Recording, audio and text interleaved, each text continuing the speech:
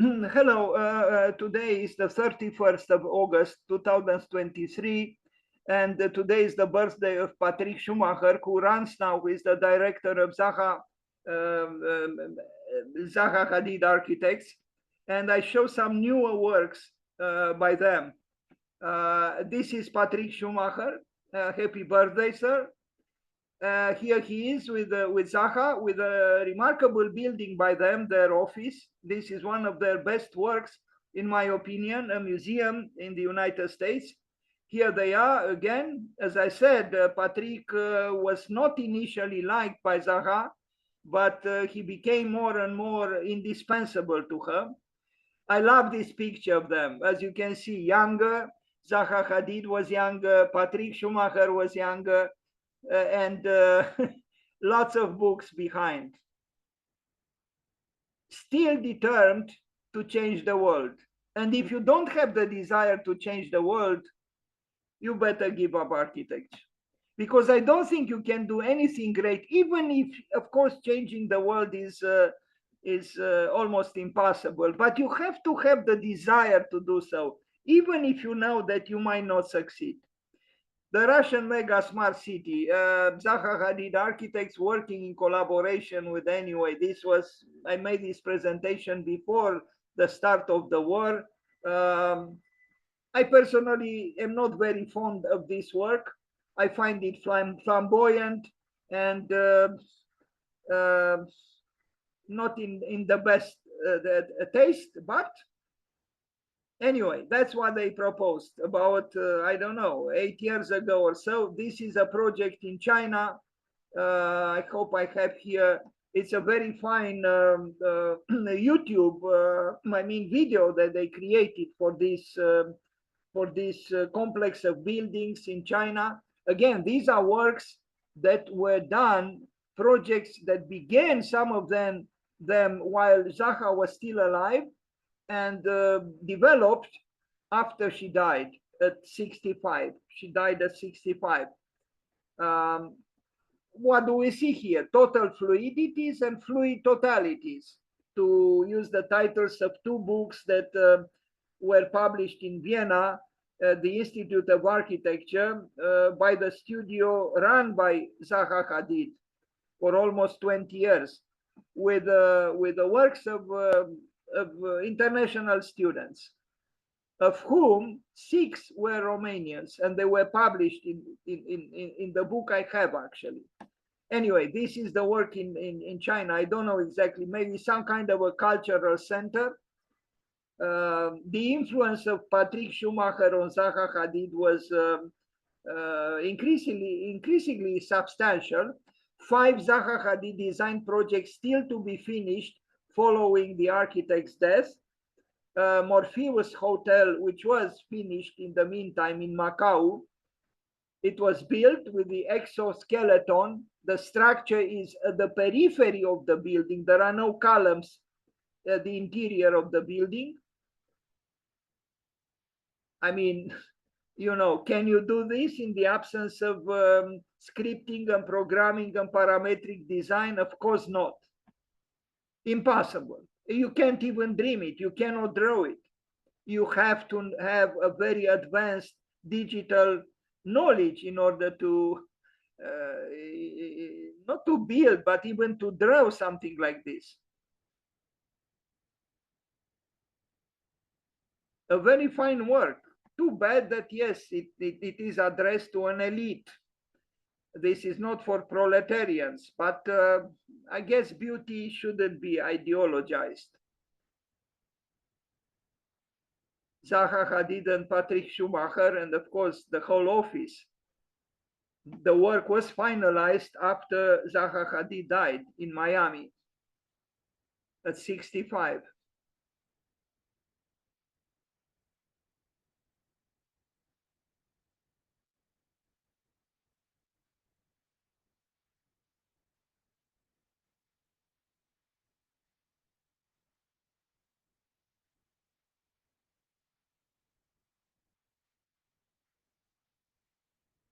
Macau Morpheus Hotel.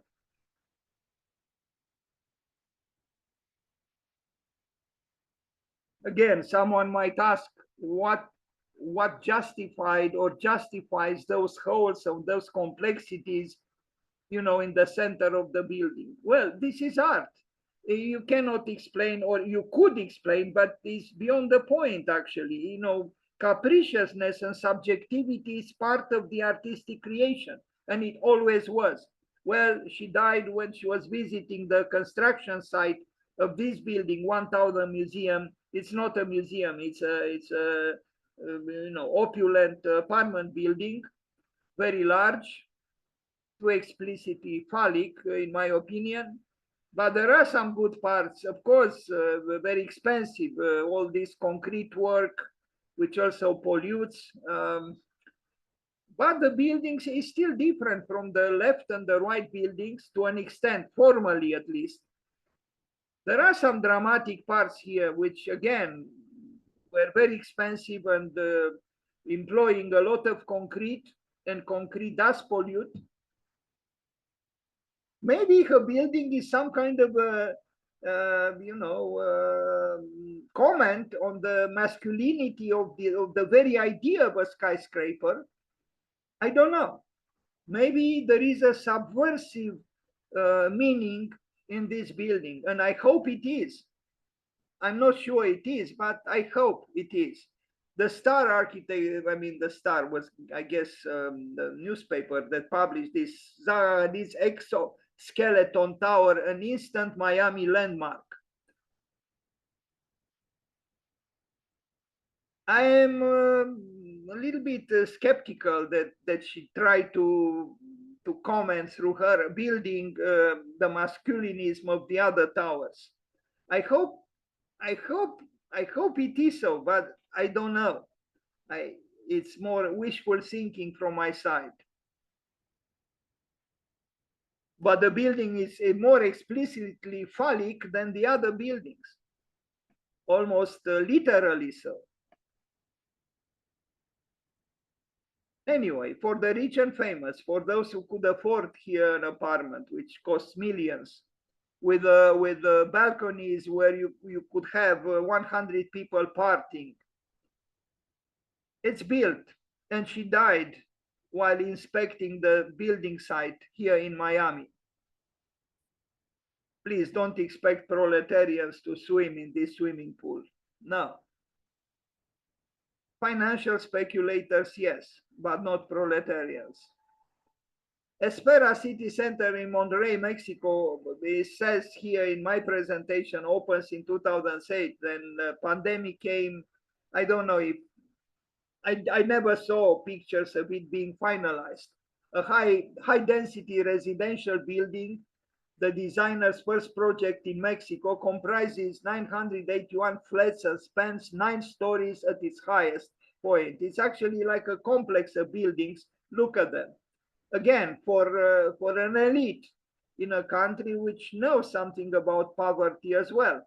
There are many people who live in poverty, but those people would never even dream of owning an apartment in these buildings by Zaha Hadid architects.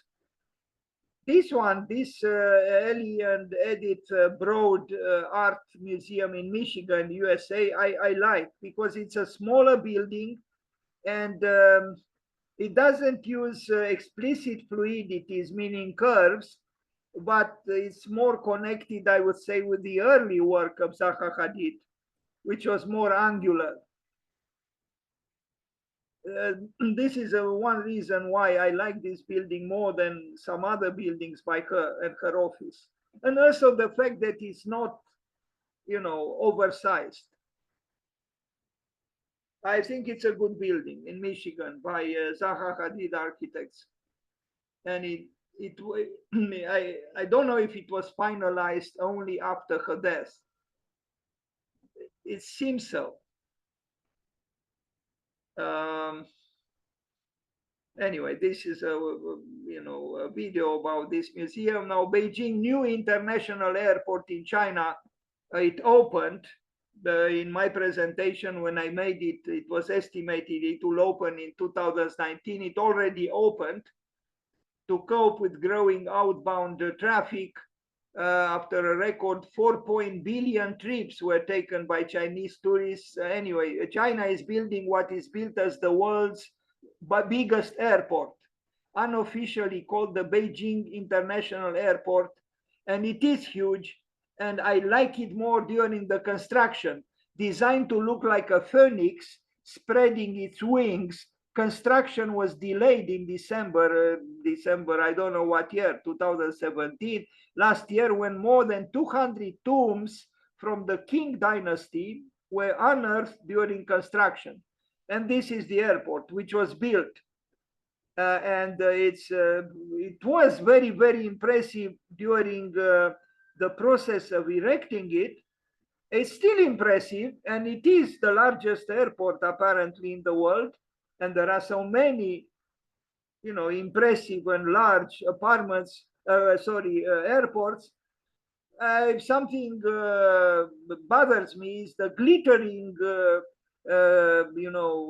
surface on which the billion tourists walk. Can you imagine an army of cleaning people would be needed to keep this shining floor still shining? I personally don't like the final result as much as I like the building during the construction, because at the end, everything is a little bit too white for my taste and too slick.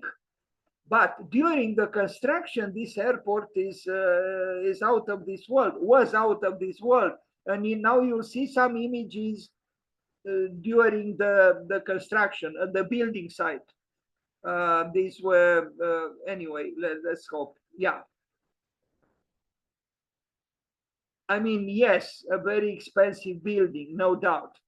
But the complexity of the structure is breathtaking. And, what they were able to achieve in their office to create the project for this massive building. Look at this, just the steel structure of the roofing is unbelievable. Too bad it's not so visceral and so explicitly breathtaking and so provocative, even through its darkness in the final iteration. But I think even l'ingénieur Eiffel would have loved this very much if he saw it.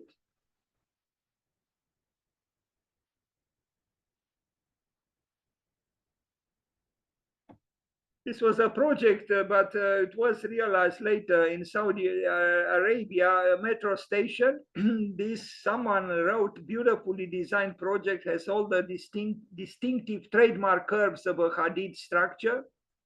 For my taste, is a little bit rhetorical, if not demagogical. I mean, should a subway station look like this? I don't know. We also see the appearance of ornament. Ornament is very explicit here. In many of the later works of Zaha Hadid architects, ornament does appear. The project, it was built. I don't have the latest pictures. Again, in my opinion, too much whiteness and slickness at the interior. But this is something that surprises one when you think that Zaha Hadid claimed that she was looking for an architecture that was raw, vital, and earthy.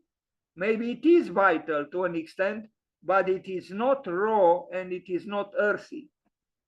One North Master Plan in Singapore, it's a large plan for, this remained just a project. The Sound Wave Concert Hall by Zaha Hadid architects in Russia, it was not built, and I'm sure the war in Ukraine postponed the beginning of building it. It's possible they started, but when the war in Ukraine began, Zaha Hadid architects removed themselves from the from Russia. And so did Sir Norman Foster, but not Wolf Prix. He remained convinced that he built something for the people of Sevastopol and not for Vladimir Putin. That's how he justified the fact that he didn't turn his back on Russia after the war in Ukraine started. Anyway, I will not read this text now about this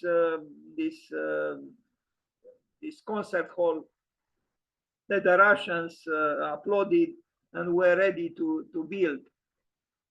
They won the competition for it to be built.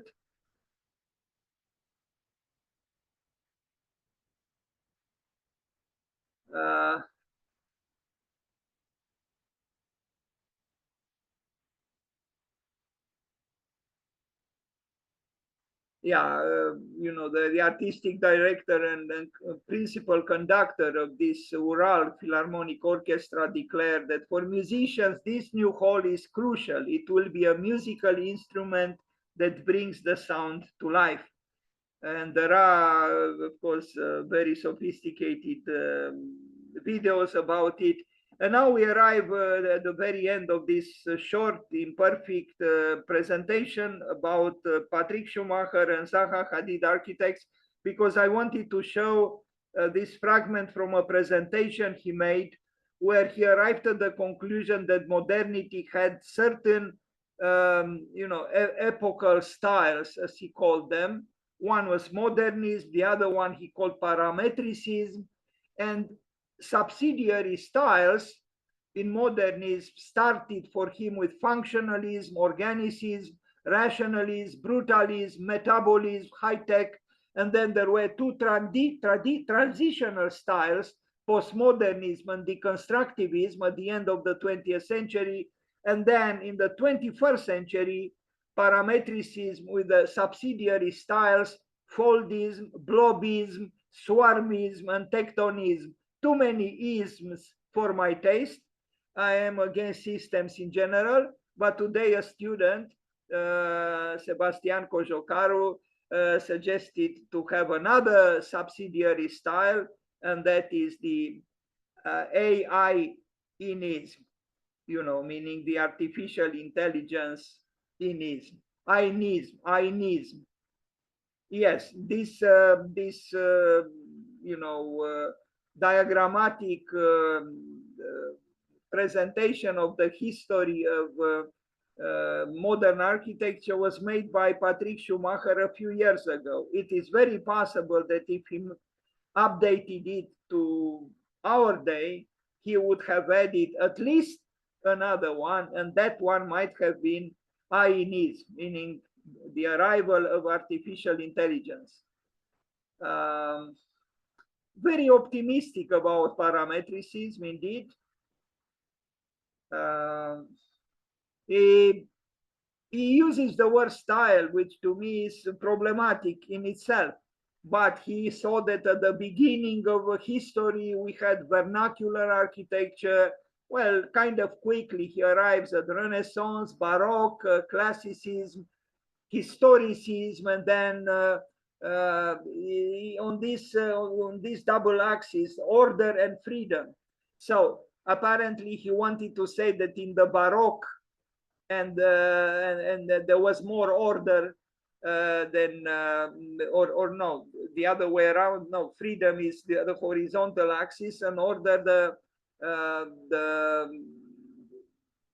you know, the vertical one. Although here he seems to suggest that freedom, the more we move towards parametricism, the more freedom increases. So it goes up. So we see in this you know, line, he identifies the Baroque as having approximately high. It's a little bit confusing for me because, you know, I guess he wanted to say that the Baroque had a certain degree of freedom, although in my opinion, the vernacular architecture had more freedom than classicism. So I'm a little bit confused. Does he try to say that, or maybe he wants to say that as we move towards from the back of history, from prehistory towards the present, we move towards freedom, but we have the various degrees of order. The constructivists had very little order. That was his claim, and it makes sense. Modernism had a little bit of order, had a little bit of freedom. So as we move towards freedom, parametricism, he claimed, also moves towards order. So it's both freedom and order. I don't know. I mean, this is his conception. But we could contemplate and we could discuss this diagram with the tension between order and freedom, or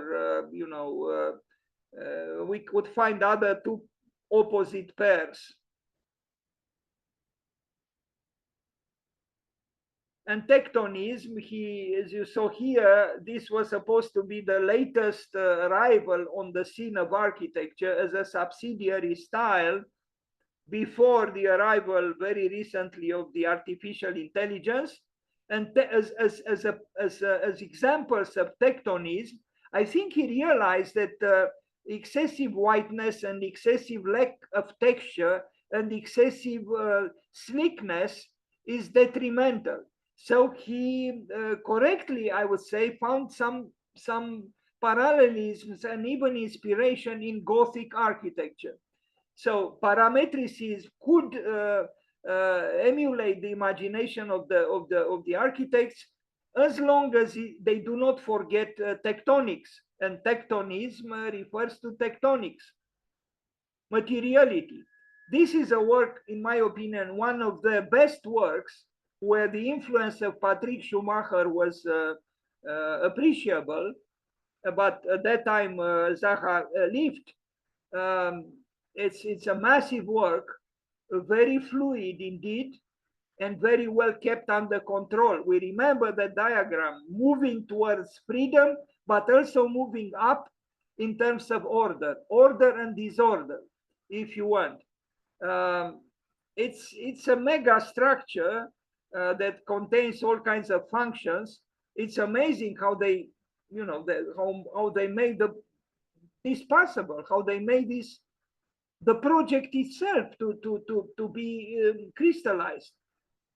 Again, I think it's a deficiency of their architecture that the interior is so without anything raw or earthy. In other words, without anything that Zaha Hadid claimed that were her main interests, to be raw, earthy, and vital. But otherwise, the building is amazing in its. It's not about the scale that is so impressive. Of course, the scale as well is the fluidity of the whole building. In Seoul, in South Korea.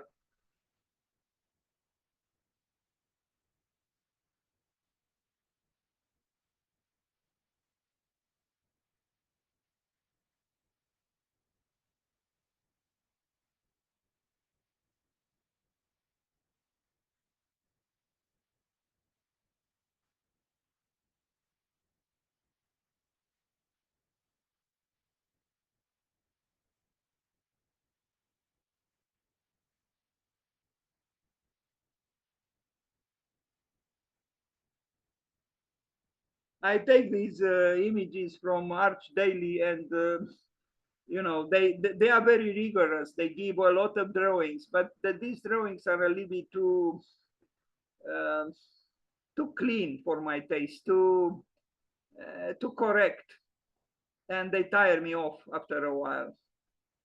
Anyway, the building is impressive from many points of view, and yeah, it was built by these adventurous architects, Zaha Hadid, Patrik Schumacher, and their whole office, 400 and something innovative, creative, ambitious, talented, knowledgeable architects.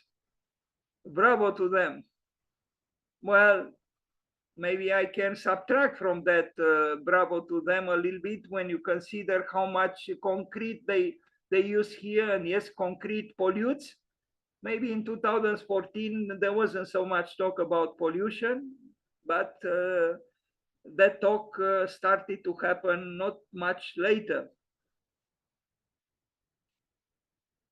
Too bad that this white glittering slickness is somehow in contradiction with the very idea of creating a building that is, a vortex of energies. I'm surprised they didn't realize this, that this whiteness is conceptually in contradiction with the whole idea of a new architecture that they try to promote. I visited the library Zaha Hadid Architects built in Vienna, and it's the same. Inside, excessively white and smooth and slick. What is this in Beijing tower? This was built after she died.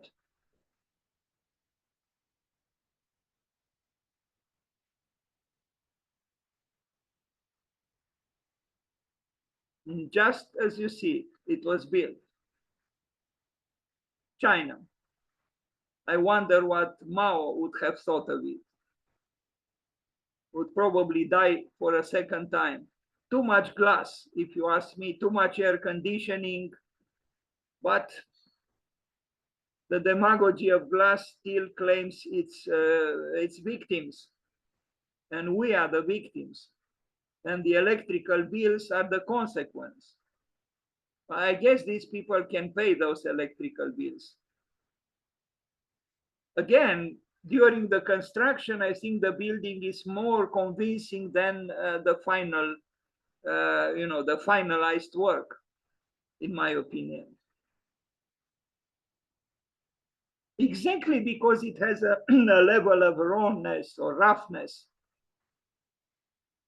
which in the final built work is absent, and certainly from the outside. A phallic presence, although cut in two somehow. As with our Macau project, they wrote, it is important that the mega atrium is not a hermetic space, but also visually connects with the surrounding urban fabric. This reduces vertigo and enhances the sensation of freedom. Entering this space delivers a viscerally uplifting experience reminiscent of the tallest Gothic cathedrals. This too is in architecture's power. And what is this in Wuhan? That is before the pandemic. Apparently, the pandemic started there, right there in that city, Wuhan.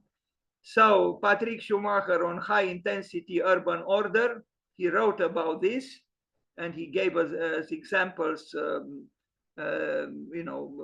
This building and similar buildings.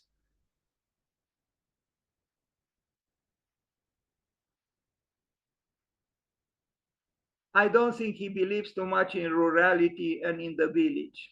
And I'm not sure if Rem Koolhaas does either, although he staged the mega show at the Guggenheim Museum some years ago about the importance of the village or rurality.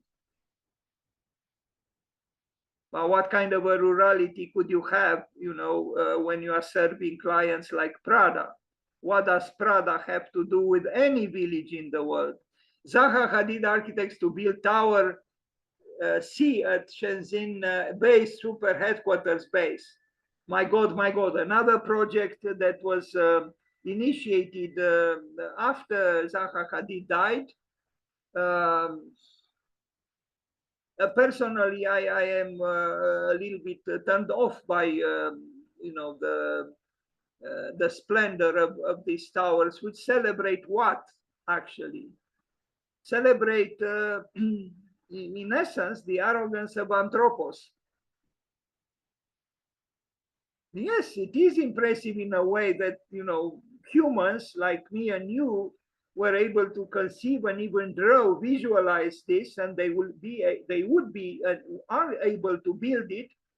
But in essence, it's a celebration of capitalism and a dubious joie de vivre while we know very well that the climate change is real, we know that the icebergs are melting and the levels of the seas are rising.